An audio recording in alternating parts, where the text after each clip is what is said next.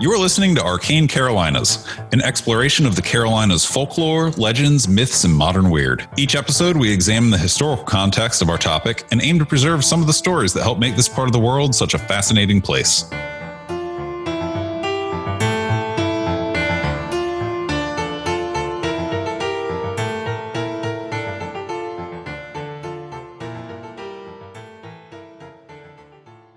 Michael here. This episode was recorded at Arcana in Durham, North Carolina in September of 2022 as a way for us to kick off the spooky season locally.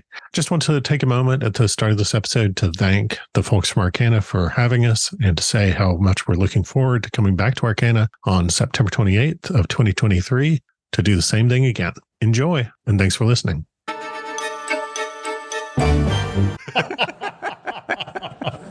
Do you want me to do the Facebook Live thing? Yeah, sure. One. Actually, no. Okay, let's not. Yeah, let's not. Do it. Yeah, do it. No, do it. Nah. So, if you've never seen us live before, this is how it goes. It's basically a hodgepodge of microphones that looks like a Muppet assembled them because we are not high tech.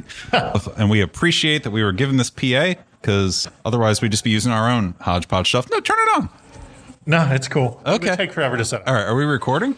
We are recording. All right. So, if you're here, I'm your co-host, Charlie Mushaw. I'm your other co-host, award-winning novelist, Michael G. Williams. It is so weird to say that in front of people. You say it in front of me all the time, and I tell you it's weird. Oh, yeah. Every time I'm like, are. so humble. Humility is one of my best traits. So thanks for being here on a Thursday night. The way I will stop chewing ice in the microphone. I apologize. That is terrible radio. Tonight, we're going to do a grab bag of stories. They're going to be 3 shorter stories. Michael, you're driving on 2, right? 2.5. He's greedy. I am greedy. I have 1 little one. So together, it'll be 3. Yeah, there we go. All right. Why don't you go first since you have more? Okay. So let's tell a couple of weird stories from Durham from just down the street. I have many weird stories from just down the street. I have weird stories from this bar. But as far as I know, this is the last documented accusation, appropriately to the spooky season, the last documented accusation of witchcraft in Durham, North Carolina. I was not aware that Durham had any. And it was in March of 1947. Ah, yes, the great post-war witch hunt. Right. So in March of 1947, national and local newspapers reported that a man from Lewisburg, North Carolina, was in Durham at Duke Hospital being treated for a hex. Okay. That had been placed upon him by a quote-unquote witch doctor who lived in his neighborhood. Okay, I mean, yes, go on. Sure.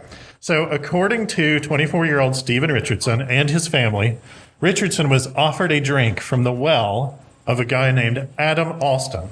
It's a parasite, not a hex. But that's one possibility.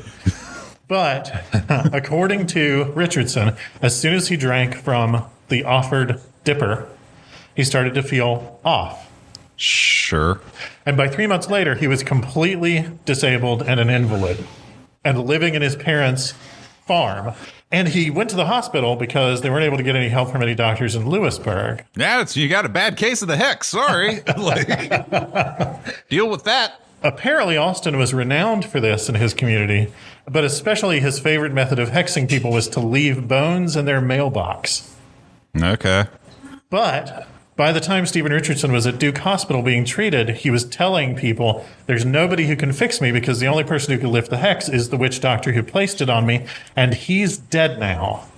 Because a third person in their neighborhood got worried that Austin was going to hex him and killed Austin.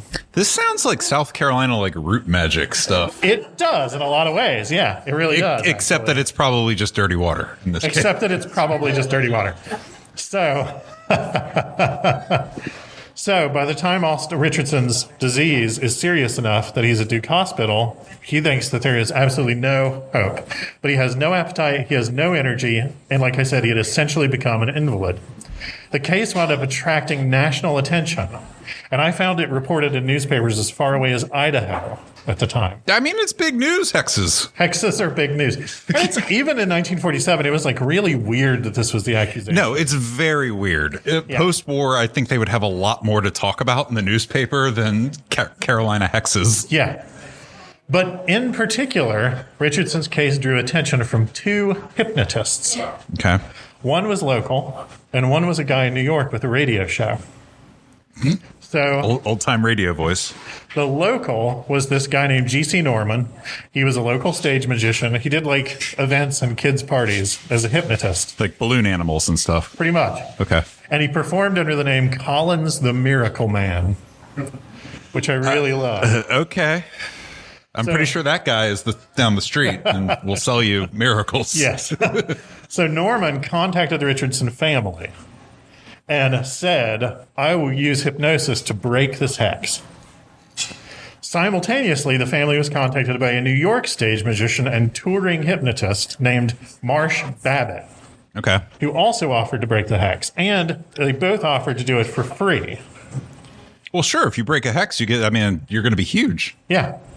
So Norman, the local hypnotist. First hex is free. Yes, the first. Then you hit the hex circuit and you go around clearing them all up. And you charge for those ones. Exactly. Got to make your name. The pied de-hexer of Yes. Durham. So Norman, the local hypnotist, he met with the family on March 17th, 1947. And he placed Richardson in a hypnotic trance. Mm-hmm. And during that trance, he told Richardson that he would awaken from the trance hungry and thirsty and full of energy. And he wouldn't want to smoke anymore. And he wouldn't want to smoke anymore. According to local newspapers, when Richardson came out of the trance, he leapt from the bed, demanded food. His mother immediately served him a plate of biscuits, peaches, and milk. How long had she been carrying that around? Right. And he ate all of it in one sitting. And got sick again because the milk was weeks old. According to local newspapers, the next day, Marsh Babbitt arrived on the scene and he told reporters, quote, Richardson is caught by the power of suggestion and it'll be fatal, just as it has been for thousands of years, unless he is helped immediately. Wait, what? Yeah, he thinks that the hex is going to kill the guy. Okay. So, when asked how he would do it, Babbitt told reporters, I will simply tell him that I am a stronger witch doctor than the man that put a spell on him. And then I will hypnotize him and he'll come right out of it. And then that's exactly what happened. Babbitt placed Richardson under a hypnotic trance. He told him in the trance, I am a more powerful witch doctor and I am lifting the hex off of you. And when you wake up, you will feel optimistic. And then when he lifted the trance, Richardson again leapt out of bed, was full of life and energy, and just went about living again. So it actually wasn't dirty water. It was really just in his head. That's what the hypnotist said, that it was purely the power of suggestion. I mean, I made the joke about hypnosis for stopping smoking, but supposedly that works. Yeah, exactly. And at the time, hypnotism was not understood. I mean, it's not well understood now. I was about to say, it's a little weird now. But like at the time, it was like you could get a touring act if you were a pretty good hypnotist. You know? They still do that. Yeah. At the Renfest. So, that's not hypnotism, that's mead. I was at mead. It's mead and turkey legs. Okay. A week later, on March 24th, Richardson traveled to Durham again in order to appear as a guest on Babbitt's national radio program. Yes, yeah, see? See? I told you. You do the first hex free, then you hit the circuit, then you get paid. And at the time, there was speculation in the media that Babbitt was going to become Babbitt was going to hire Richardson to be a part of his touring act. Sure, I would. But the story, more or less, has a happy ending. Because the Raleigh News and Observer went back to Richardson 6 months later in September of 1947 to see how he was doing. And he was hale and hearty and was working as a farmhand again. Eating all those biscuits, peaches, and milk. Yeah. But the story also kind of has an unhappy ending, because when I went looking for information on who Marsh Babbitt was, whether he was like a known national figure, I found that in September of 1948, Billboard magazine reported that he had been killed in a car accident. So my question is, did he lift the curse or did he absorb off of Richardson and thus take it upon himself? Ooh, I like that one. Yes, that's the answer. Yes. Yeah, that's what happened. Yeah.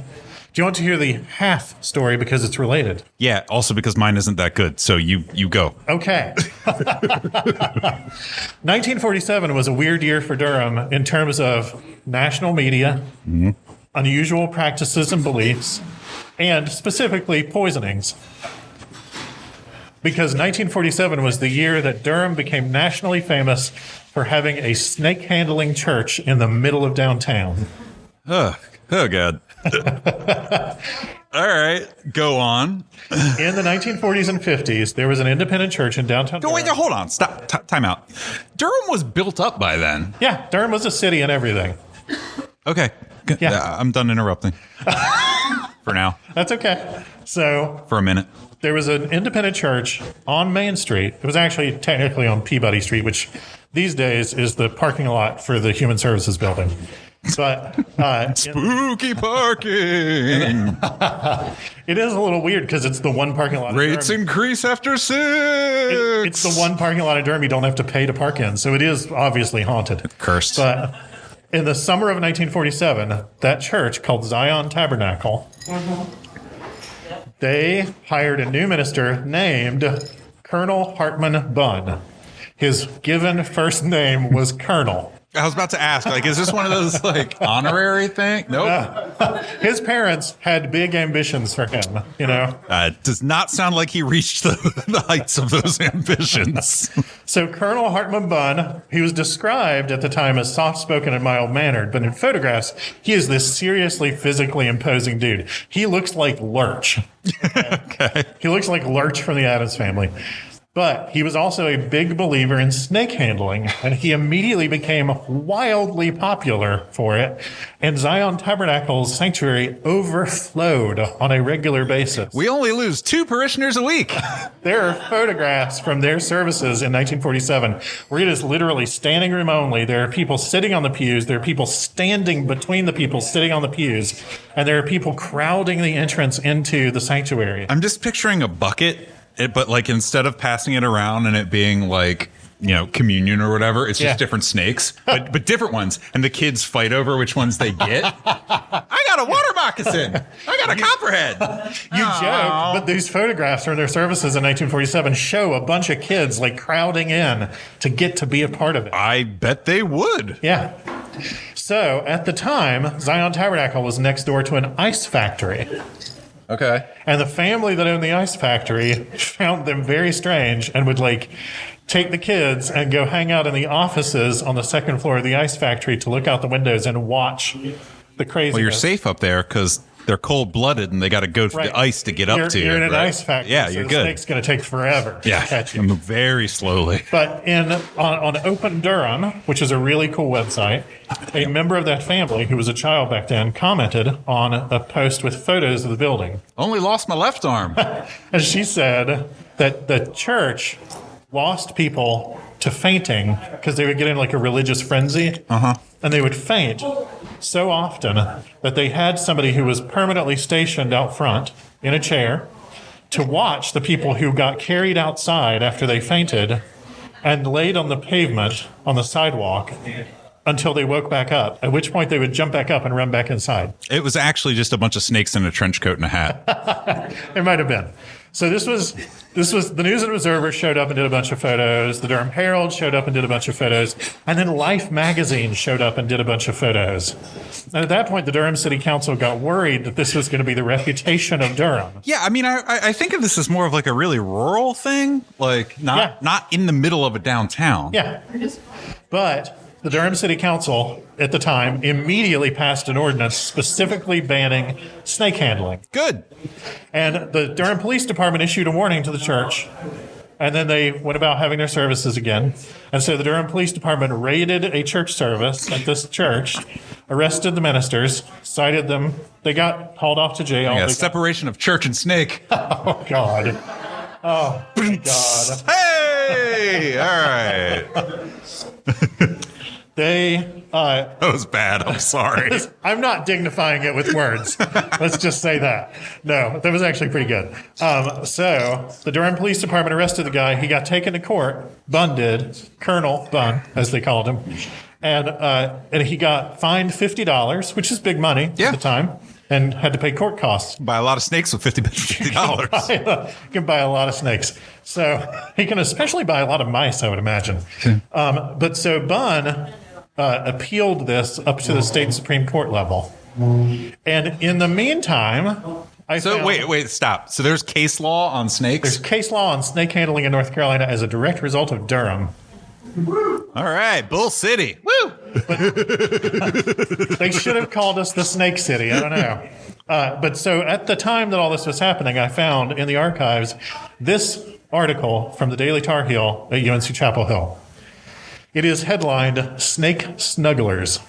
And always a bastion of fine journalism, the Daily Tar Heel, just the highest caliber. And the article reads, the Reverend Colonel Hartman Bunn, pastor of Zion Tabernacle, who was convicted of cuddling copperheads in his religious rites, today announced a 3-day meeting here, October 15th to 17th, and promised snakes for those who want to fondle them. Bunn said he had invited snake-snuggling preachers and their cultists from North Carolina, Virginia, Kentucky, and Tennessee. He said he was expecting a man who demonstrates his faith by playing a flaming blowtorch over his face, and others who take a nip of poison now and then. I mean, we all take a nip of poison now and then. I feel like this is like another level, right? Like that is different. Yeah, technically. Yeah. I'll take the hair of the dog that bit me, not the venom of the snake that bit me. Yeah. So Bunn, like I said, he appealed his charges all the way up to the state Supreme Court, and the state Supreme Court ruled against him, saying that public safety mattered more than his religious preference. In 1955, he came back to Durham after he had gone somewhere else. Where did he switch over to some kind of mammal? Some kind of rabid mammal. He left the snakes out of things. Porcupine handling. And he got a local radio show, and it was a big star of radio in the 50s in Durham. Colonel Bunn. Yeah. But you said he was soft. I just imagine him being like soft-spoken radio star. Yeah, I used to handle the snakes. Okay, but Lurch from the Addams Family, very just like gently explaining how everybody needs to take up snakes. I only killed 50 people with my snakes. I could not find an obituary or any sort of follow-up on him, except that as late as the 1970s, he was still doing interviews and writing pieces in newspapers about how brave it was for ministers to handle snakes with their congregation. So he was still pro-snake like that many years later. Very, yeah. And the old Zion Tabernacle building was abandoned for many decades, and it was torn down in 2008, as I said, to make way for the parking lot of the new Human Services building, which ironically includes the county health department. All right. And that's 1947 in Durham. That is a lot. Yeah. Thank you. You are quite welcome. That was good and Durham-y. Good and Durham-y. I love Durham, and I just feel like those two embody a lot. Yeah. All right. So it's my turn now, and it's not snakes, and it's not Durham. Poisoning. I picked this one because it has a tie to you. Oh. Asheville. Oh, hey, there we go. It's a place people like to go. Yeah. Dirty trust fund hippies with no shoes. I'll try to sell you rocks. Yeah. I told you about that, right? Not Have like you seen rocks Rents in like Asheville? crack or meth, but like actual rocks. Have you seen Rents in Asheville? I'd sell rocks too if I lived there. Hey, man. They were crystals. They were crystals. They're rocks. They were like, look at these tourists. We're going to sell them these rocks. Yep. Tell them they're crystals. But yeah, like all from that all the way to politicians, normies in between. Like everybody, there's something for everybody in Asheville. Yeah. So there's this legend.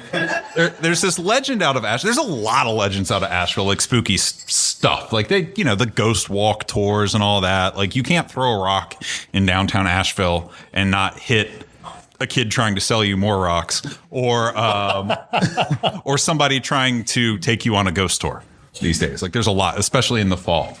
And I titled this one Dr. Chicken Man. Dr. Chicken Man. Dr. Chicken Man, which is not a great reflection on the legend. But are you familiar with Chicken Alley in Asheville? Have you ever heard of Chicken Alley? Okay. So Chicken Alley in Asheville is an alley in downtown Asheville. It's a dead-end alley.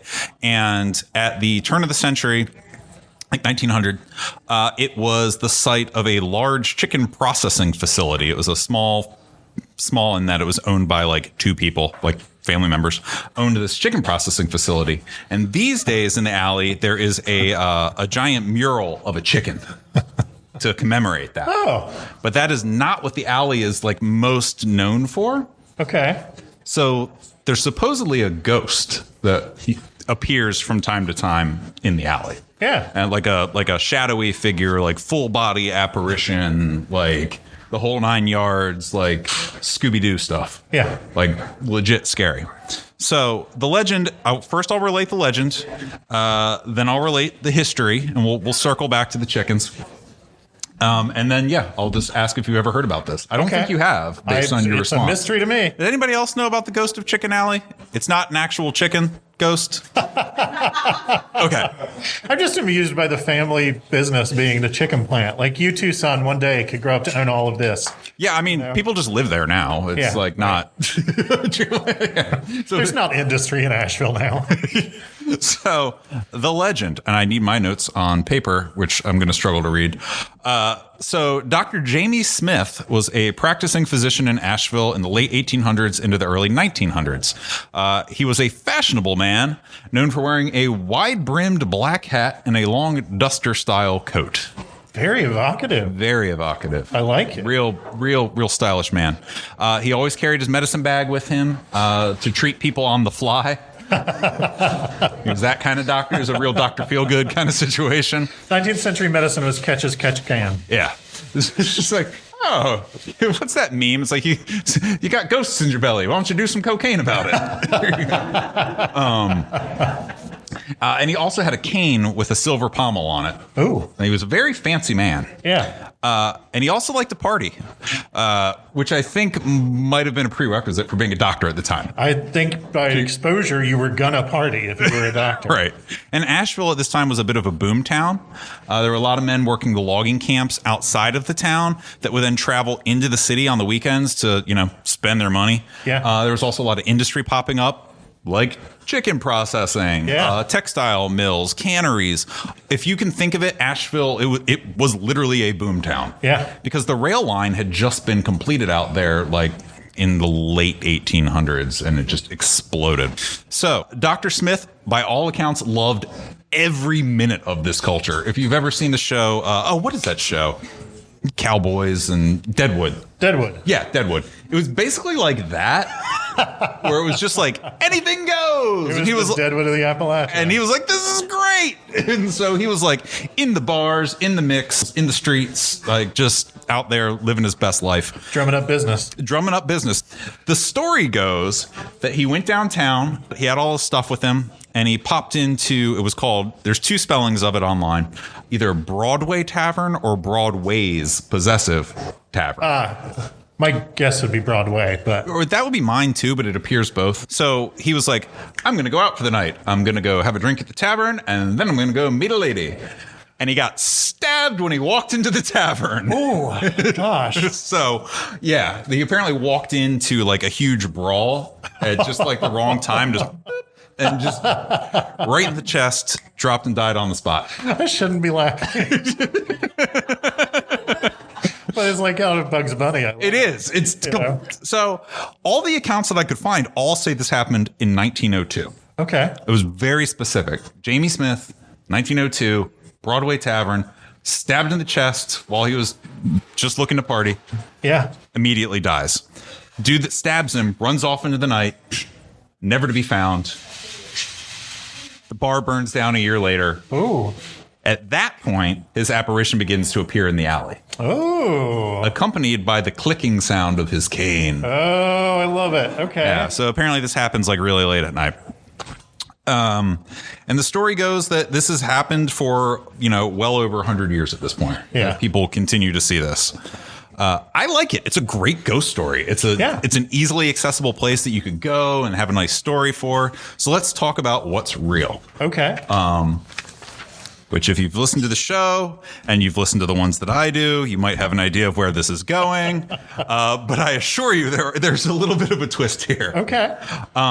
So Chicken Alley, if you ever want to go there, for the record, for the recording, is it's off of Woodfin Street, just before the intersection of Woodfin and Lexington Avenue. Okay. And the local mural, to give credit, was painted by a local artist named Molly Must.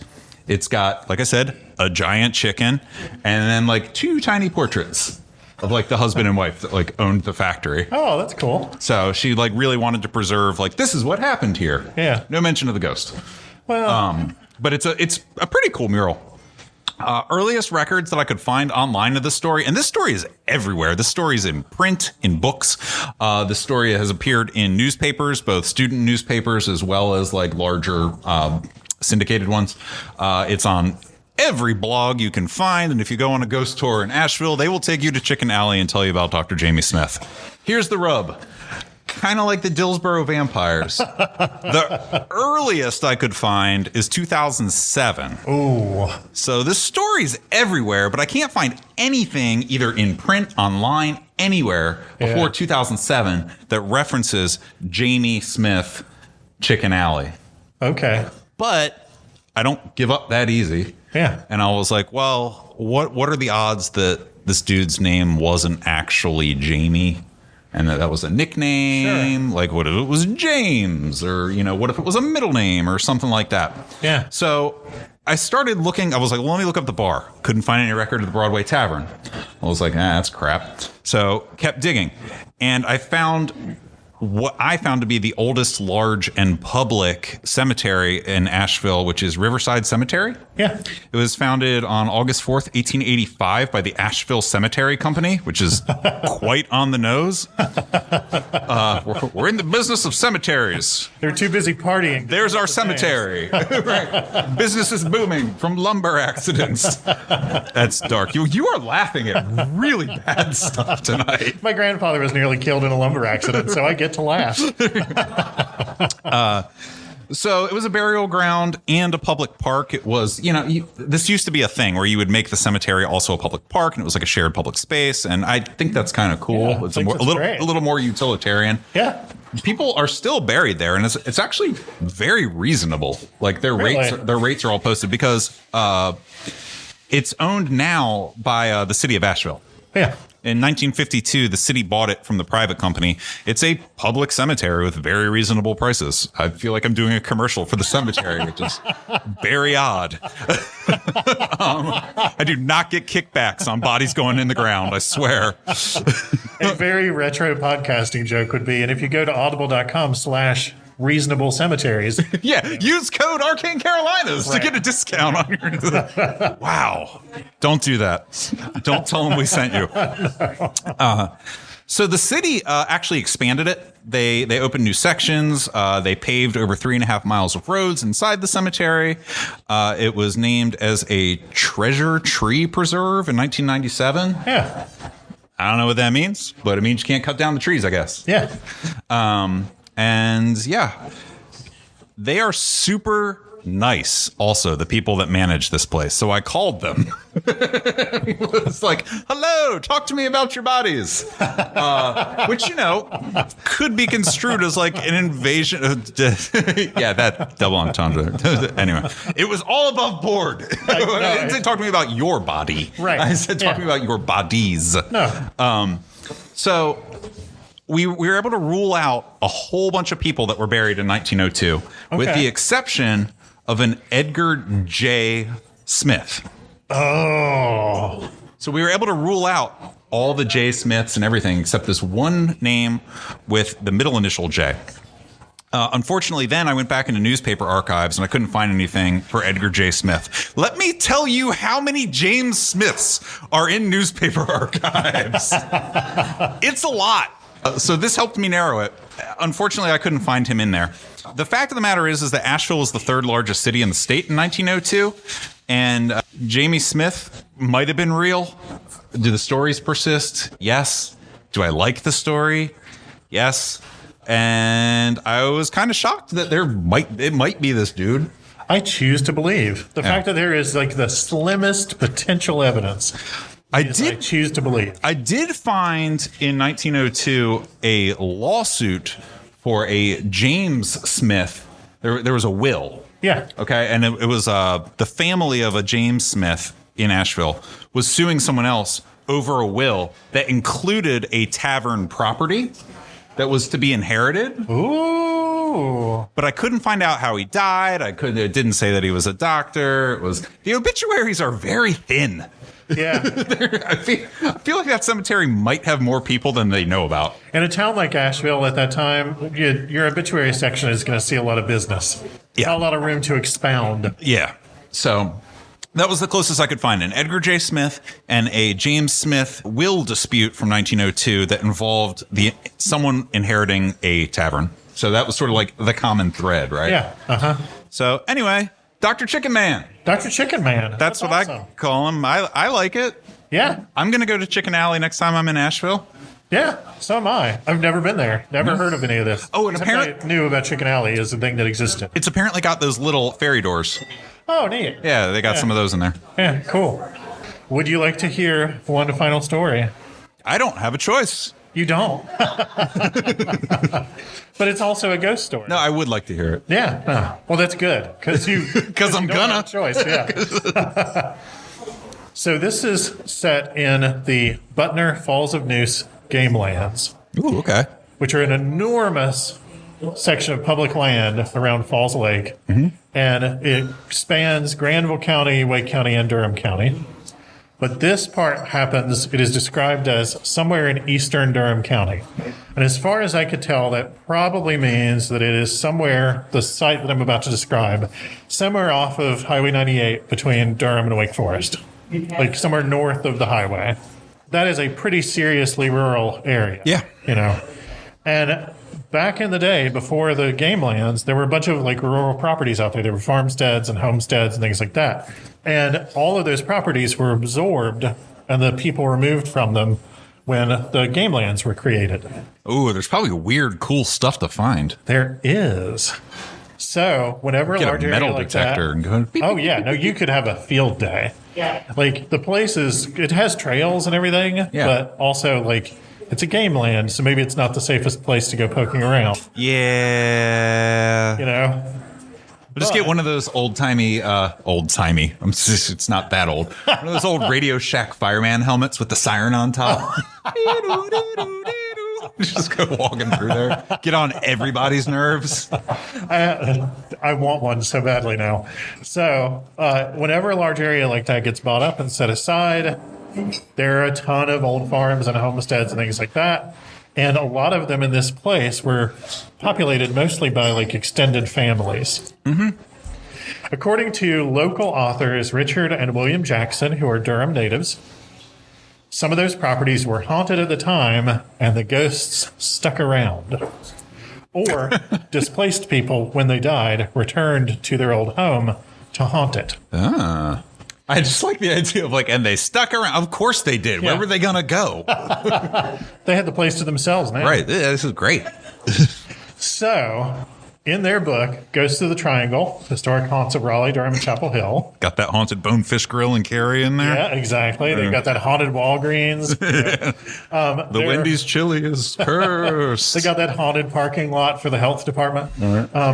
So, according to them, We are so mean on the area that we actually do. I love Durham, but but I show love by sometimes making fun. Yeah. I make fun of myself too, so it's fine. Yeah, no, I like myself better than anyone, and I make fun of myself all the time. So there are a number of locations in those game lands where people have reported seeing ghosts or strange lights or hearing ghostly voices. So at one old homestead, they don't say which one, but at one old homestead, there were reports from hikers and hunters that a faint golden light would emerge from the abandoned farmhouse's basement and then wend its way down a twisting path through the woods to the water. This is awesome. Yeah. And if people followed, then they would not be able to catch up to the light. It would like speed up. Yeah, and it would disappear in the woods. And their supposition is, well, everybody knows moonshiners go check their still at night. And there was a lot of moonshining in that area. And if you're moonshining, you need access to fresh water. Yep. So why not? Somebody probably had a bunch of moonshine stills down on a creek somewhere. That's how they did it when I was growing up.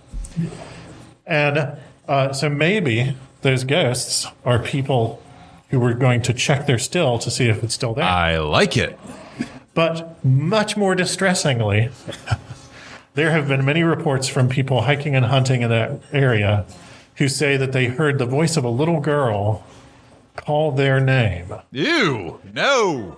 Nope. Don't like that one. And say she needed help. Nope. Sorry. And then would lead them on a chase through the woods. No. The people who would hear this would not at first stop to think, oh, how does that little girl know my name? Until they are out in the middle of the woods. This is very like Scots Irish, like fairies in the forest. Don't follow the voice. Don't go with them. Yeah. According to those brothers who wrote that book, one of the most detailed reports they had was from an elderly woman before the place was game lands. An elderly woman who lived by herself there, but in a community that was all her extended family. And one night as she was going to bed, she heard a little girl talking to herself outside of her bedroom window. So she got up and went to the window thinking a little girl has gotten lost. And she doesn't see any kids out there. So she decides, well, she must have been hearing things, or maybe she had fallen asleep and was already dreaming, whatever. She lays back down in bed, and no sooner does she lay back down in bed than she hears the little girl's voice again, but now this time she is giggling. I hate this. Why do you keep going with this? So I need to sleep tonight. So the little lady who lived there immediately gets on the phone with one of her relatives and is like, we need to check to see if any of my granddaughters or great-granddaughters have gotten out of bed or wandering around, whatever. We need to search the property. Well, the only person who would come search and believed her enough to come search was one of her grandsons. He comes, he searches her property. He doesn't find anybody, but he reportedly tells his grandmother then, I've never told anyone this, but when I was a little boy, in your yard, I heard a little girl in the woods call my name, and I just ran home and never told anybody because I thought everybody would think I was making it up. That's the most detailed account of the little girl's voice from the Butner. I like the Moonshiner better. But as they point out in their book, despite being no more than a few minutes from busy cities, this is a huge remote hunting ground. Yeah. It is not a safe place to go exploring, looking for this stuff. Yeah, just get your orange hat. If you want to go looking for stuff like this, you should go to cave lands, But bottom line, there's absolutely no attribution in this story, in this book. There's nothing to fact check here. But there are countless photographs that you can find online of people finding old homesteads in the that's awesome. game lands, and there's all kinds of stuff out there, and I feel like it has all the elements to be a thing that people absolutely could encounter. I'm just not going to go following any little girls' voices in the middle of the forest. It's really fun and creepy to come across old homesteads in the woods. Oh yeah, it's also very dangerous. Very dangerous. Because sometimes, if there's stairs, they might be rotted out and you don't find out till you go to step on one. Yeah. Even if there's not stairs, sometimes the floorboards are rotted out. Totally. There's rusty nails everywhere. So if you go exploring, this is your warning. Yeah. We didn't tell you to do it. No, and if you go to the Butner Game of Falls of Noose Game Lands, wear something bright colored. Yeah. Because especially partly a part of it is set aside for bow hunting, so you wouldn't even hear that there's anybody hunting. Oh, God. I'm good. But that is... Somehow that's scarier. That's scarier than the good. But that's the haunted woods outside of Durham. That's awesome. Thank you. That's my story. All right.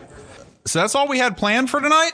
But this is where, when we do live stuff, we do Q&A and sharing stories. And if everybody wants to come up and share a story, they can. We can be done. I can ask you we can do what we did at GalaxyCon, which is where I just threw out topics and asked people if they believed in stuff. And that was a lot of fun. That was a lot of fun. Yeah. Does anybody have any questions for us, people who are here to see us?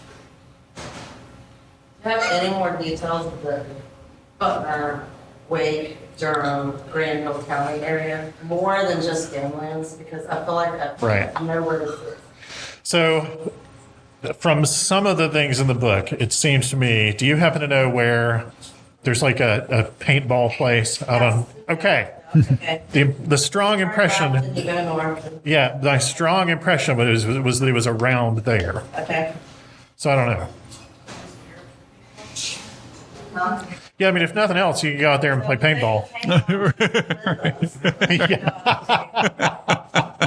And then, if you hear a little girl, immediately begin shooting paintballs. That's the sequel Predator we need, or the Predator sequel we need. Where there's something in the trees, but it's just paint. But they're only armed with paintball guns. That would be amazing.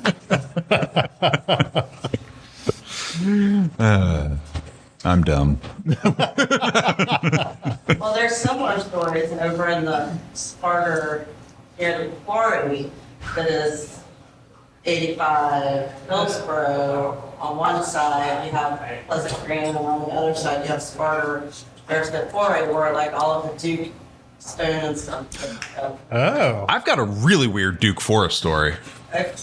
okay. You hear the same kind of stories about a young girl Really? going through those, and the homesteads they're not homesteads anymore. You can see the mounds where the homesteads were. Yeah. Some of the crumbling of, like, you can see the sort of bricks and things like that are in the ground, but you can tell there used to be a homestead there. There are certain places through there that have been heard of children or girls, and they don't necessarily call names, but you can hear them laughing and playing. Oh, So, yeah. I mean- I've never actually heard it, but my family, my boys and my husband went out there with them trying to record things. They picked up some eerie sounds that we got to more. I love it though. We have all that kind of stuff. Thank you. So we were driving back from a job site, and we were cutting through Duke Forest, and I was messing around on my phone or whatever, not really paying attention. I told my wife this story too when I got home, because it was really freaky. And he's like, "What is that?" And I look up, and there was a girl, and the best way I can describe it is old-timey or Amish-looking garb, walked out of the woods, crossed the road, and walked into the woods. And like on the other side, and there was nothing around, and I'm like, "Is there like a reenactor out here? Like, what is that?" We both like looked at each other, and we were like, "It's got to be like a student art project or something." But like, I hadn't thought of it till you said Duke. And wow, yeah. Anyway, that was freaky. It freaked me out, and I went home, and I was like, I saw the weirdest thing at work today. This old timey girl came out of the woods, walked into the woods, and I don't know, and then we just went to the next job. But Yeah. Huh. Anybody get a ghost story they want to tell? If not, that's okay. Please help yourself to swag, stickers. There's a couple keychains up there. If there's something you really want and we don't have it, let me know. I'll mail it to you. Yeah. People always think it's creepy when I offer that. Some people are like, "No, thank you." Like, I'm not. Like, we've been doing this for a couple of years now. It's just what we do. Yeah. But now I'm self-conscious about it when I say that. I understand. Yeah. Sure. Yeah. At this point, someone at a point in the room where the microphones just could not pick up asked, when we're researching a topic, do we occasionally discover that it leans too much into true crime for our tastes or otherwise is not really suitable for us to discuss on the show? Yep. Yes, absolutely. Yep. We we call it the bucket of ideas. It's really just a shared Word document. But there's stuff on there that has gotten bumped down because I'm like, this is just a murder. Like, this is just sad. Like, this is just tragedy, and we don't want to talk about that. Actually, one of the topics that we were going to do this fall that happened, where it was a domestic situation where this lady killed this guy, and I was like, there's nothing spooky about this. This is just awful. Yeah. So yeah, when somebody suggests something, we do look into it, and the bucket of ideas is very full. And when it gets too true crimey, and there's just innocent victims, we drop it off. You're probably referencing the Payne Road episode. Yeah, that one, people kept bringing it up, and they were just like, do Payne Road, do the Lost and Family Murders, do Payne Road. And it was just like, I don't want to do this, but they are going to bug us until we do. And I even left one thing that happened on that road out of that episode. Because I was just like, this one's no. Some important lines for us are, does it sound like we're saying it's great that a terrible thing happened? That's not cool. And would we be talking about something that there might be somebody who is still alive and would be affected by hearing that be used as entertainment? And so, like, in the case of Payne Road, there was a murder there last year. You know, we're not going to talk about that murder in detail.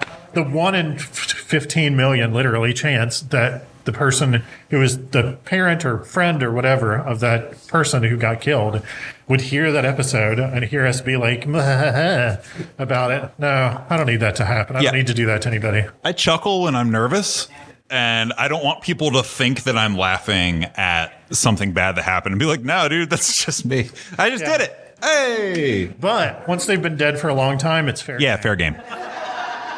You know, Bigfoot. or if it also happened to my grandfather. Bigfoot, aliens, monsters, ghosts, all good. Oh, way good. All good. I'll enjoy that stuff, believe in that stuff, and make fun of that stuff simultaneously. Yeah, domestic situations that end in homicide, not so much. Yeah, even with last year, one of the episodes we did as spooky season was Daniel Keith, and that one we avoided talking about details of his actual crime because that was really deeply brutal. A lot got left on the cutting room floor. Yes, I did some serious editing of our conversation. So, but now we're cussing on the mic because it's live. Ah! Can I get you another Diet Coke?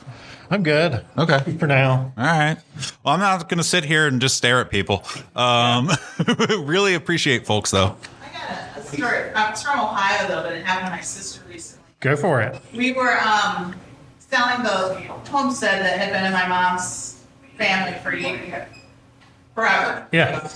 And there was a little house, which was the original house, and then the farmhouse and the farm. And my great-grandfather had been filled out front, some with a tractor. So my sister was in a little house, and they were getting ready to tear up carpet and stuff. And she thought she heard somebody come in, but there was no one there. Now, mind you, when my parents lived there when I was little, they always felt like somebody was coming up the stairs and sitting on the bed. And then, so my sister just figured one of the kids was in and out. And so she goes and she pulls up the carpet, and there's a newspaper under there. Same day as it was, and it was my great-grandfather's obituary. Oh, wow. I'm so glad I wasn't there. But it was, she kind of left, and somebody else had to go pull the rest of the carpet out. Yeah. I'm a big believer in, I don't know what you would call it. We'll use the term ghost or whatever, spirit, energy, whatever, attaching itself to a location. Stone tape theory. Yeah, I believe that absolutely 100%. Yeah, I actually grew up in a very rural place, 30 minutes outside of Asheville, but my family was just covered up in stories of, on their birthday, they will appear to us and issue a prophecy and, or whatever. There was all manner of that sort of thing. So I'm a big believer too. I kind of had that trained into me. You raised your hand. Yeah, I used to live in Durham for 12 years. I lived in a city park. I was kind of a caretaker of the park. Yeah. And it was an old plantation, a really old plantation. We knew where the enslaved people's graveyard was and stuff, and there was some investigation done to find maybe sort of perspective. I'll bring up for context of the things that happened while I was there. We had animals in enclosures with birds and large outdoor enclosures that we used for education, for rehabilitated raptors, so hawks and owls and stuff. I went to feed one of our birds, and I heard a woman humming as she walked past. It was a public park. It wasn't unusual to see people. And then I never saw her, but I heard the sound of a woman going by. And then all of a sudden, the enclosure was locked with a padlock. So someone came by and locked me into my enclosure. Wow. Another time, I lived on site. I lived in a really old house that was no longer there. It was condemned because it was very old. And I was sitting on my couch, about as far away from the kitchen counter as I am to you guys. And I was on my computer one night working on something, and all of a sudden I heard a noise, and a plastic cup that I had on the counter was at my feet. And something had thrown it across the room and rolled it to my feet. I love it. Freaky. Is that Stagville by chance? Sorry? What was the name of the place? It was Leaf Pond Park. Okay, Leaf Pond. Okay. Where? Leaf Pond Park. So when I was in college at UNC, I worked in a library, Wilson Library. That's this big old library on campus. But I worked in the basement, and I quit my job over the following two things happening. One, I was working there in the middle of the night. It was very late. I worked night shift for a thing that worked shifts. And I was by myself, and I'm sitting in an empty office and on an empty floor that was only accessible via some very complicated machinery that made big noises when the doors opened. So I knew I was by myself, and I heard conversation in the hallway outside. And when I went to look and I opened the door, the conversation stopped. And then 5 minutes later, I heard whistling, as if somebody were just like whistling to themselves, much like you're humming, just whistling to themselves as they walked back and forth. And I was like, I am out of here. Like, no way. But I emailed my boss on my way out of the place and said, has anybody ever said that they heard anything down here at night? That was all I said. And the next day, found out that, in fact, he had spent like 3 years waiting for somebody to say that they had heard something because he was convinced it was haunted. We got told not to work by ourselves. That worked great. 3 weeks later, I was working by myself because of circumstances, and the doors into our office were not properly fitted. And so there was this big gap about this wide, and you could like see out into the hallway through the doors. And without any of the complicated doors opening, I saw a silhouette of a person walk past the door and then slide back in front of it and stare at me. And I looked up and I told a friend later, I was working for a help desk. If only you had a paintball gun. If only I had a paintball gun. But I said to a friend later, because we worked at a help desk, I said, and now I know how a floppy disk feels when we write a file to it. Because while it was staring at me, I understood that it did not want to scare us, but it was looking for something, and it couldn't do that if there was a person in there. So I had to leave now.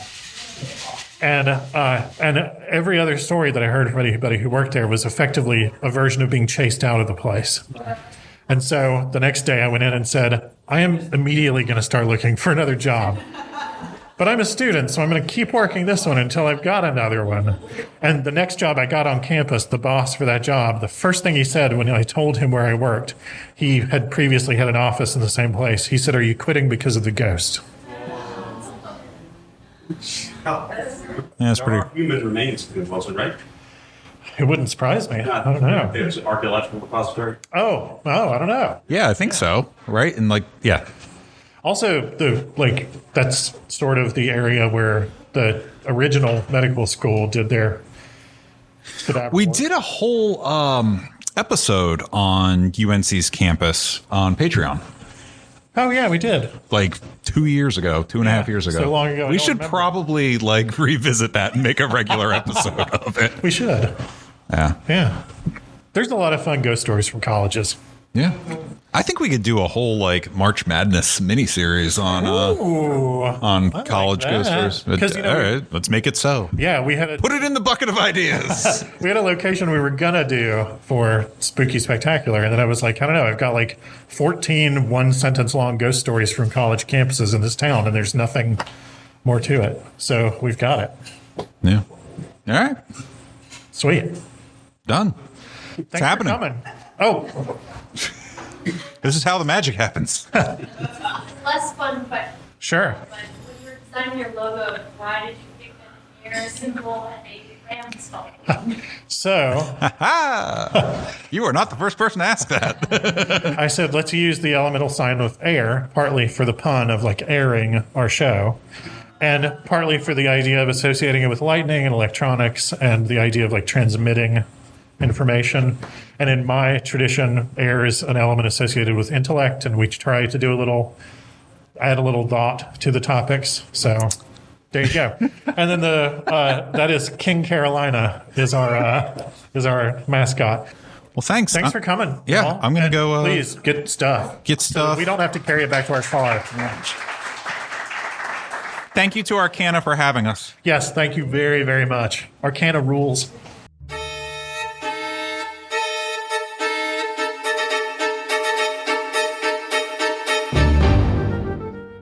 You've been listening to Arcane Carolinas. Thanks for joining us. If you liked it, give us a rating, leave a comment. If you didn't like it, send us an email and tell us why. If you're not wrong, we'll try to fix it. And if you're interested in award-winning speculative fiction, including science fiction, urban fantasy, and horror, find me, Michael G. Williams, at michaelgwilliamsbooks.com and check out Falstaff Books at falstaffbooks.com. If you'd like to pick up some Arcane Carolinas merch, look at behind-the-scenes info, pictures, videos, stuff like that, all the things that get cut, check out arcanecarolinas.com, where you can get access to our Patreon, our Facebook, our Twitter, our Instagram, all that in one place, including the merch store. Buy a shirt. Clothe your body. Drape your body in our wares. Be our living billboards.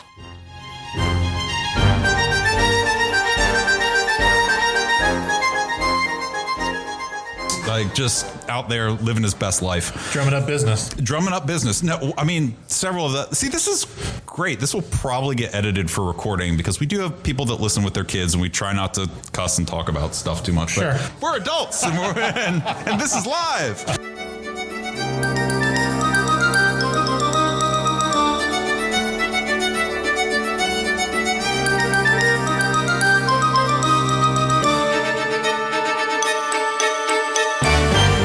So on the recording, edit out the first part of what I'm about to say. Okay. I'm just saying that.